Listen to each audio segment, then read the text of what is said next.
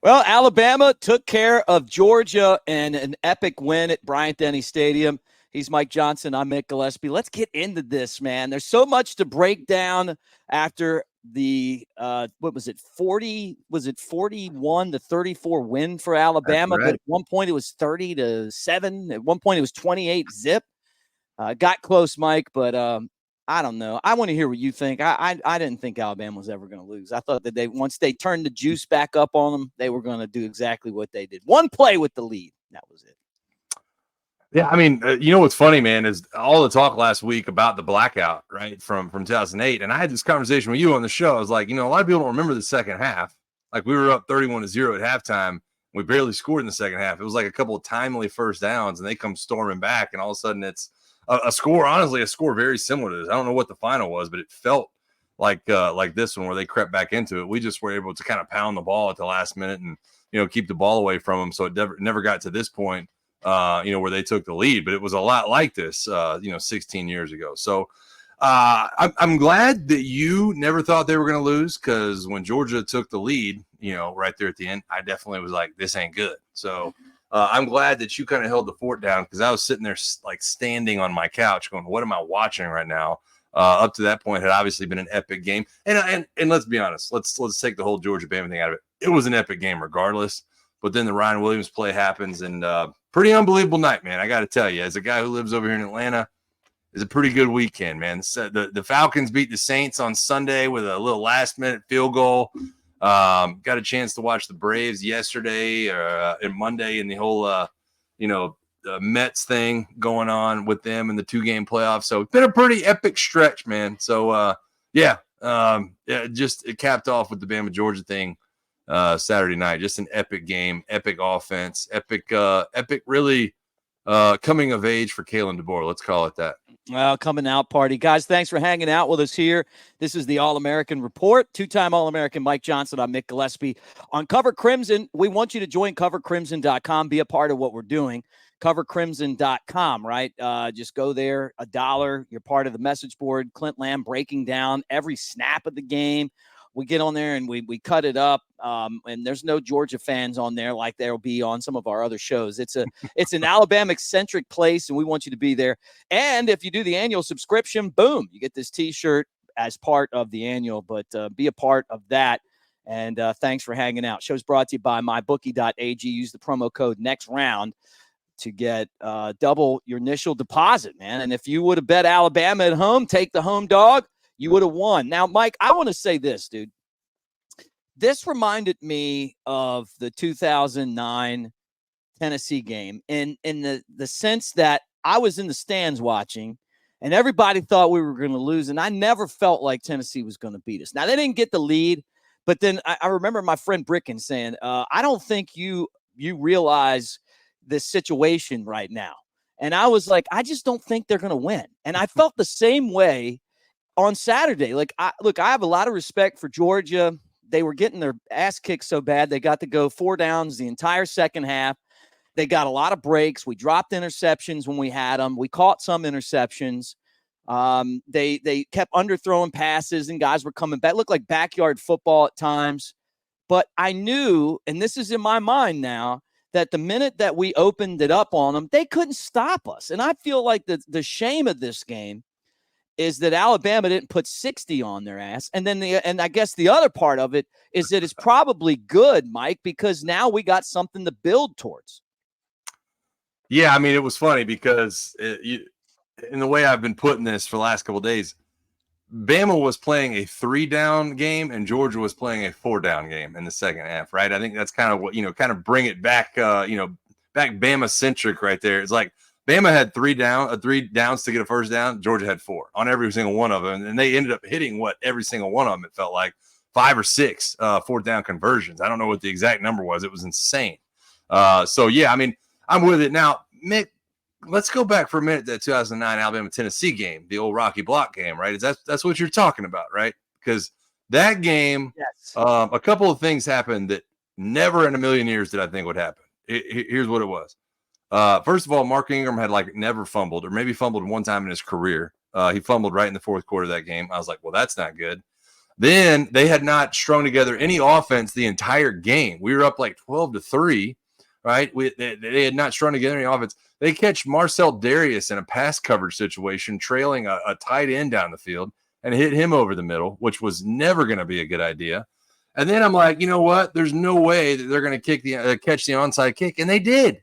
So I'm with you on that one. Like, at no point until they lined up for the field goal where I was like, they're going to win. I felt the opposite about Georgia. Georgia's a quality team. They kept making play after play after play, and I kept going, maybe we're just not destined for this. Like, maybe this is supposed to be a massive collapse, you know? Like, maybe I'm supposed to live in hell for the next few weeks as I live in the state of Georgia and have to deal with everything going on. So, no, man, it's like I said, beautiful win, awesome to see. I love the fact that they were able to get it done, and it was pretty cool to watch. I thought that this was another epic game against Georgia, but the bottom line is this to me, Mike, is I'm sick and tired of hearing Georgia as the top of the SEC. They got the two national champions. The 1 year they lost the SEC to Alabama, and the two teams played within 3 weeks. Alabama lost their two best wide receivers, and Georgia won in the fourth quarter. And I respect that. Look, that's the break of the game, man. That's the breaks of the game. Yeah. That's the only win that they've had over Alabama in the last 10. I mean, this is going back, dude. This is going back a long way. Oh, well, Mark Richt. Well, Kirby's 1-6 against Alabama. But what I'm sick and tired of is that people keep underscoring what Alabama's able to do. You know, who in the SEC is the kings of the SEC besides Alabama? I mean, like, and I guess it's good motivation for the program to be disrespected by Vegas, by the Paul Feinbaums of the world that say the dynasty's over. The dynasty's not over. It's still Alabama, and I think we saw that on Saturday. And then on top of it, and I won't even get into Ryan Williams yet. The Lank's a real thing, okay? But if anybody that's an Alabama fan has a problem with Milroe, they need to check themselves because this guy has the potential to be the guy. Yeah, not only that, I saw Mel Kiper today talking about he's fighting to be the number 1 overall pick. And that just it goes to show you what it is. Listen, and there's a lot of comparisons going around right now for Jalen Milroe. A lot of people are saying a bigger Lamar Jackson. It's probably a pretty good comp. When you saw what he played the other day, some people called him Anthony Richardson. Dude, he's way better than Anthony Richardson ever thought about being and has every amount of athleticism that Anthony Richardson did. He's dynamic, dude, and he's unbelievable with the ball in his hands. I will say I was a little bit surprised that we were not better running the ball inside. I thought we would have more success running Jalen Milroe downhill as opposed to kind of break and contain. Once they adjusted and kept contained with some of their edge guys, I think that's when Jalen started struggling running the ball. I thought we would adjust to that offensively. We didn't. And then after the game, I was like, maybe it's a good thing that we didn't kind of make some of those adjustments in the second half. Maybe we didn't need to because this could be a team that you possibly see down the road. Maybe that will be an adjustment in the game plan for that. But I'm with you, dude. I mean, I obviously was on the field the time you're talking about before the national championship. Last time we lost to Georgia was 2007 against Matthew Stafford and Mikey Henderson touchdown there with game day in town. I was there. I played that day. Played right tackle. So it just goes all the way back to that. And obviously I was there for the blackout. I was in attendance for the 2012 game. I was in attendance for the 2015 game. I hate to admit it, but I sold my tickets for the 2017 game because I was standing there when you did it. I was right with you. The Secret Service, and it was like freezing rain outside. And the funny thing is, it's like my favorite Alabama game of all time, So I hate that I had to do that. But we didn't think they were going to win, Mike. Let's just admit it. We were doing the show. It was. I think they were going to win. We didn't think so going into that game. 2017. I don't remember the tour game.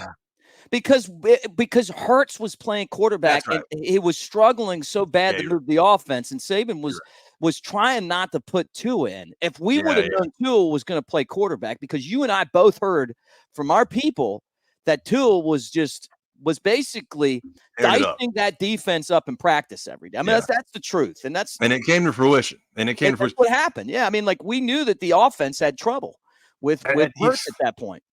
And a lot of people don't even remember the fact that Alex Leatherwood had to come in that game and play left tackle as a true freshman in the middle of that game against Davin Bellamy and those guys. So, man. But like I said, you mentioned it. It still continues. And honestly, I think what you're trying to say is we got to stop talking about this as being a dynasty, and you got to start shifting your focus throughout this next DeBoer era as just being maybe what Alabama is supposed to be. I know that sounds like the most Bama Homer thing of all time, but we are starting to get in a rarefied era where dynasties, are 8 years, 9 years, one coach. If Kalen DeBoer can keep ripping off victories like this, we're not talking about a dynasty anymore. We're just talking about just Bama being great and being great at all times. I loved it. To kind of finish that up, did you hear Kirby Smart's answer in his presser about that? He was like, what do you make about being 1-6 against Bama? And he was like, well, what is everybody else? Like, what's everybody else's record against Alabama? It seems like they're probably pretty bad too. And it's just funny because not everybody else is a 2-time national champ, Kirby. You are. And yet you still do have the same record that, Ed Orgeron has, which is just funny to think about. Yeah, look, dude, I'm with you on that too, man. I mean, you're exactly right. I mean, he's right. I mean, like but as tough as it is to say that, at least he's been competitive in these games. I mean, you go out there and listen to the Tennessee fans, and you would think that they've won, 17 out of the last 18. And they won one where they got every single call, and some shady stuff happened in that game with the officials. I'm sorry to tell you that. I mean, I guess over the course of all those losses, you were eventually going to have one. And if they beat Alabama without officiating, helping and calling penalties on guys 30 yards away from them, I would take my hat off to them, like losing to LSU, like losing to Auburn some of those years. But he's right. I mean, who's beating Alabama? The bottom line to me is that Kalen DeBoer isn't a step down. In some ways, offensively speaking, he is head and shoulders above where Alabama's been for a minute, man. To me, and to me, this is what college football is in the new era, right? I mean, Nick Saban, for the time he's at Alabama, obviously fit like a puzzle piece. You had the passion that comes to the Alabama fan base and the funding that you need, and yet Saban's personality and drive and everything else that comes together. Perfect assistant coaching staff. I mean, I don't know if you've paid attention to some Kurt Signetti right now at freaking Indiana, who was our wide receiver coach when I was there, is killing it as a head coach. You go up and down the list of guys that are absolutely, that we had an incredible coaching staff. So it just, everything was so great for that stretch in time, right? And I feel like now, and I hate getting so far ahead of ourselves because I still want to see a couple of things from Kalen DeBoer and this staff and everything else. But I think when it comes down to it, the transition happened at the right time. Nick Saban was having trouble keeping assistants and hiring assistants and doing some of the other things.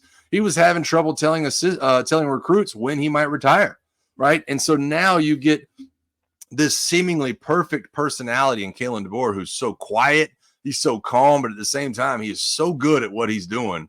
And he's just used to winning, much in the way the Alabama fan base is right now. So I think it just happened all at the right time, and it's fun to watch, man. Hopefully we can buckle up for a really fun ride this year and kind of ride this wave in Kalen DeBoer's first year. And you get these Saban recruits and DeBoer's transfer portal, and you put it all together, and you got a really good football team. Yeah, and look, I'm not saying Georgia can't beat Alabama. I mean, don't get me wrong; they may play again. I still feel like Alabama will win the rematch. I think Alabama's offense. What the question we asked was, how's Alabama's offense going to do against Georgia's defense? Yeah, and what we found out is that Alabama's offense does fine against Georgia's defense, and it looks honestly a lot like the games that Saban struggled in as well with his defenses, where they'll take the run away from you. But if you're really good at passing and you have a mobile quarterback, they have a difficult time deciding what to do. And Kirby said that, what do you want me to do? I got to put 2 guys on Milroe or he's going to run over us, which means that Ryan Williams is single covered. And Kirby's one of the best defensive guys out there. And look, we love Kirby. I mean, he was defensive coordinator for a bunch of those Alabama national championships, but he's Georgia's coach. He's not Alabama's coach. And so I want to see him lose when they play Alabama. But I do like the way that Georgia plays. I have a lot of respect for the program. I don't feel like when I'm watching Auburn where there's a bunch of cheap shots in there and everything. I mean, it just looks to me like it's just 2 teams that just go at it. When you walk off the field at the end of the game, you're looking at guys that both sides have recruited. You know what I'm saying? It feels almost like their little brother. Yeah, yeah. And I'm with you, man. I have a massive amount of respect for the Georgia program, for Kirby Smart, for everything they do. I mean, I've been to one of their practices during bowl season a couple of years ago, and I was like, man, these guys, they're doing it the right way. They do things that we didn't even think about doing when we were at practice in terms of the way they go about it. I mean, it's all the latest stuff. Kirby's wearing a microphone and his voice is being blasted over speakers. I was like, man, this is insane. You got a jumbotron in their indoor where they can pull up the playbook and show people exactly how their routes and everything are supposed to be run. It's nuts. So I have a massive amount of respect for Georgia, for the players there. I will say this. This is one of the things that kind of popped in my mind as I'm watching this game. This was such a run-dominated matchup, rivalry, whatever you want to call it, for so long. Who could run the ball? Mark Ingram, no Sean Marino, Glenn Calk. I mean, you Nick Chubb. You go all the way back. These two teams, they're known for running the ball, and it seemed like neither freaking team could run the ball other than with the running back. The quarterback was running the ball, and then obviously Carson Beck just kind of dices it up at the end. It kind of blew my mind that I think it's such a microcosm too. Just like I just talked about, Kalen DeBoer right now, this is a new era for Alabama football. But it's new era in college football all the way around, and watching these two teams square off and pass for, what were the passing stats? It's insane. So watching that, Carson Beck 439 and Jalen Milroe 374. I never thought for as long as I lived that I would have seen passing stats like that in a Bama Georgia game. So it just kind of comes back to the point we're making that this is a new era. Enjoy it, and it was awesome to watch. Yeah, well, it is a new era, and the one thing that I can say about Jalen Milroe, which I've said from the beginning, right? I think after game 2, after the South Florida game, been 110% on board for Milroe. I just have. I saw him at the mullet toss, and it was cool when Ryan Anderson goes, hey, this guy's been on your bandwagon since kind of the beginning. And I really was, just because I feel like you earn the right when you do all the things that you're supposed to do to be the next guy. And I feel like with the quarterback position in particular, that the backup quarterback's always the most popular guy on the team. And it's like, look, man, I'm hearing from people before he even took a snap that this guy is so dedicated to doing this. And where everybody else is out, this guy's the first guy in the building. This guy's doing extra work. He's film study. He's doing, he's working out. His body's a temple. He's not out drinking. He's just having, and I'm not saying I could do that. And then he comes in, and then you see it now all of a sudden with DeBoer as his coach and Nick Sheridan as his offensive coordinator.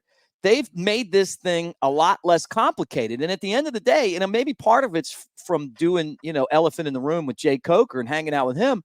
But he's like, hey, man, there came a point in 2015 where I'm like, I'm just going to do what I got to do. Instead of if the play that they're running isn't going to work, I'm just going to improvise and score. And he talks about the touchdown in the Iron Bowl. Darius Stewart, he's running, Saban screaming in the headphones. What's he doing? Oh, it's a touchdown, And then he gets back, and they're like, hey, if you'd have heard what they were saying, It does. DeBoer says, we're playing ball. I'm going to let the guy go out there and play ball. And I really felt like this year has been a huge step forward, and I saw it all come together against Georgia for Milroe, because you can tell he's just a guy out there playing ball. Let an athlete be a great athlete. Yeah, no, I think there's definitely something to that. And it always did crack me up, though, that there were, so many naysayers last year after the Texas game about what Jalen Milroe is. And I'm like, it's so funny to me how people could possibly look at Nick Saban and think that Nick Saban can't identify the best quarterback on his own team. After all they went through with Jalen and Tua, and keeping those guys on the roster through 2018 and everything else that has gone into that quarterback battle, that position. Jake Coker was in on a couple of those.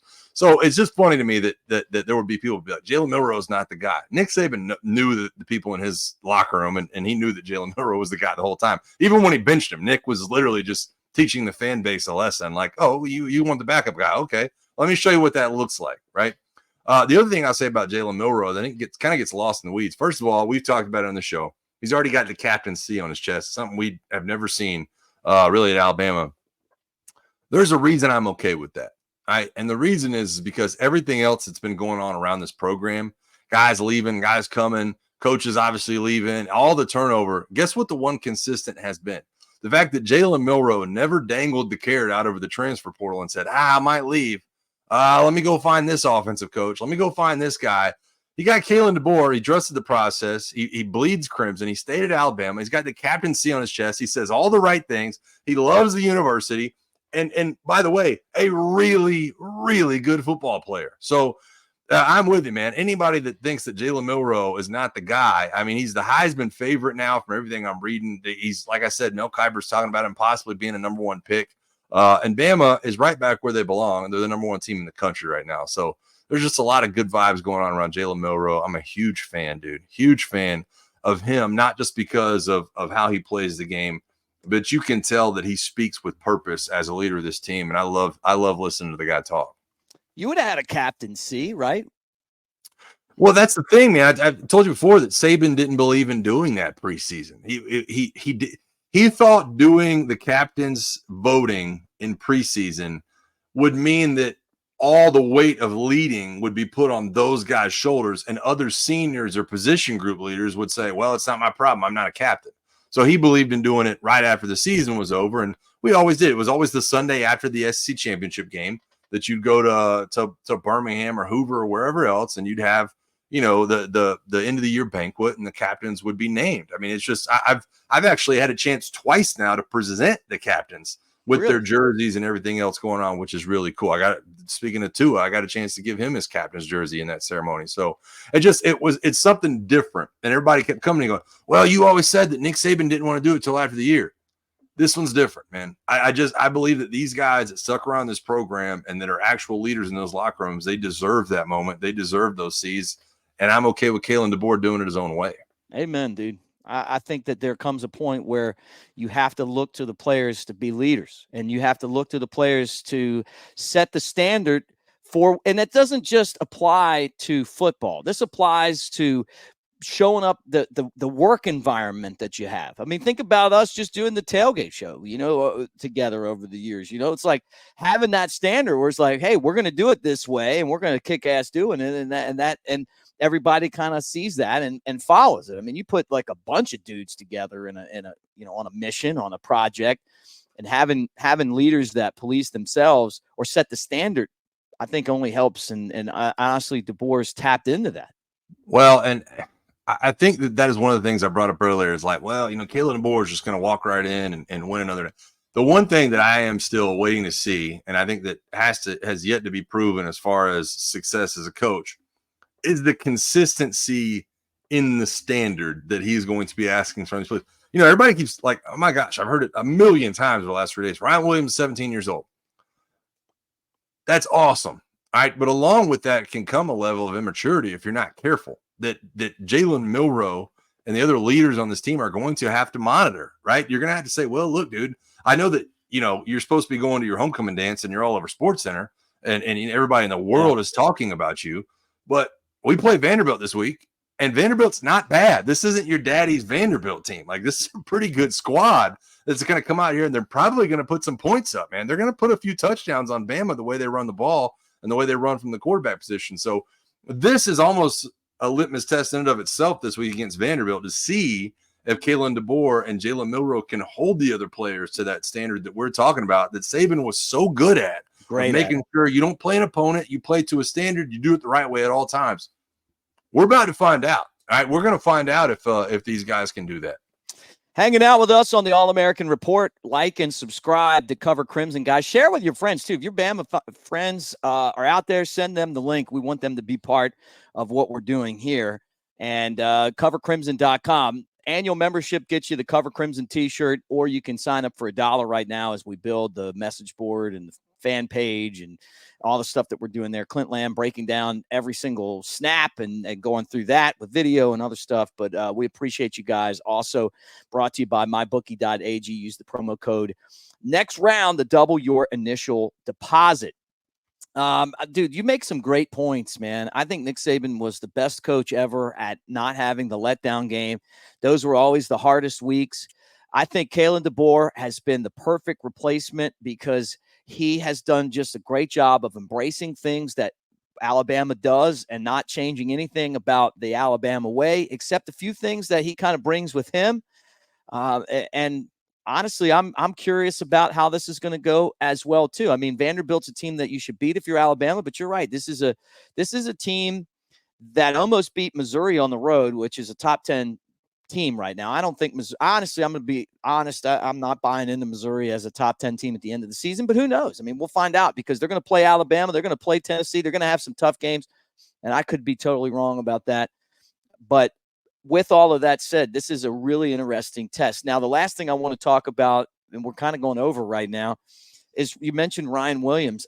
I've tried to figure out who he reminds me of, and he reminds me of Willie Mays, who was a baseball player, who was just maybe the greatest baseball player ever. But straight to Willie Mays. Dude, like Willie Mays. But think about it. Willie Mays was also a young kid playing for the Birmingham Black Barons, professional baseball, as a 15-year-old. And they put him in center field. Now, he didn't have the success that Ryan Williams has had, but then he was just a kid playing for the Giants back when, baseball was really tough. And he was, a young guy that killed it, that type of ability. But then there's this Prince type rock star thing that Ryan Williams has going. This, Prince was not only a great musician, but he just had this weird charisma, like style. And I've never seen anything like what this guy does. I've never seen it. I've never seen a guy catch and then twirl out of the way and then run and then sidestep. And it looks like he's almost like he's skating or something. Yeah. I mean, it's almost like a work of art. And you go back and watch that entire, and then you almost forget about the tipped ball where he kind of juggled it 3 or 4 times and comes down with that, man. And it's body control, right? He has a special amount of body control. And I'm with you. You and I kind of had this conversation through text messaging. A lot of my friends have been talking about who's, because Jamison Williams scores last night in the NFL, and who's on this Mount Rushmore of like the last 20 years, wide receivers from like the last 20 years. Guys I play with like DJ Hall and Tyrone Prothro and other guys going on. I don't know that. I think what's crazy about that is I don't know that any of them really remind me of Ryan Williams. Like Ryan Williams is just kind of his own guy. He's not long and lanky, like a Jamison Williams. He's probably not as good of a route runner yet as Calvin Ridley was. He's not yet the just dominant physical specimen the way a Julio Jones was. I think the change in direction that a guy like Jalen Waddle brought was just exceptional. That was just different. So I don't know, man. I think you have to marry like 3 different guys together if you're going to come up with a formula that leads to Ryan Williams. And I think that's awesome, man, because he's just kind of, writing his own book at this point in the way he goes about things. I just can't imagine me being 17, making that catch. And I have to tell you, if I'd have made that catch, that would have like been the end of the play for me. I'd have been like, well, that was awesome. I made this catch. Let me try to truck somebody and then we'll go down and hopefully we can score. And this man just has the cojones to like do the Euro step and the pirouette, gets 2 guys to collide, and then all of a sudden pushes the gas and is like, let's go. I mean, like it just boggles my mind that somebody that was, it's a creativity, right? I mean, that's what's crazy about it. Like, I think that's the right word, creativity, that he used in his own mind. And he was like, moss this guy, step, spin, gone. Like it's unbelievable, man. And so I'm so excited to see where his career goes. The kind of the path he's on. I think it's exceptional. But I mean by princes, there's just no other princes. You know what I'm saying? Like there's never been another guy. You're like Michael Jackson. Yeah, Michael Jackson though. But Michael Jackson didn't have that. Kind of that just that Prince thing. Like that Prince thing, man. Like I look at this guy and I'm like, like it's not like this guy's moonwalking. Like this guy's doing other stuff. Like I guess it's the Chappelle skit where he's playing basketball, and I'm watching that, and Charlie Murphy's like telling the story, and you see like the key to that whole thing is how good of a storyteller Charlie Murphy is. When he's like game blouses. Yeah. Oh man, that's so good. Then he made us pancakes. Like oh my god! His nails. His sister's painting his nails, and he's got the Michael Vick with the dog. He's got the kill everyone. It's just and then you watch him, and he's like, it's almost like it's water, man. Like just the way it moves, like. Gosh, dude, this guy's so fun. I'm getting a stitch laughing, man. That's classic right there, buddy. That's good stuff.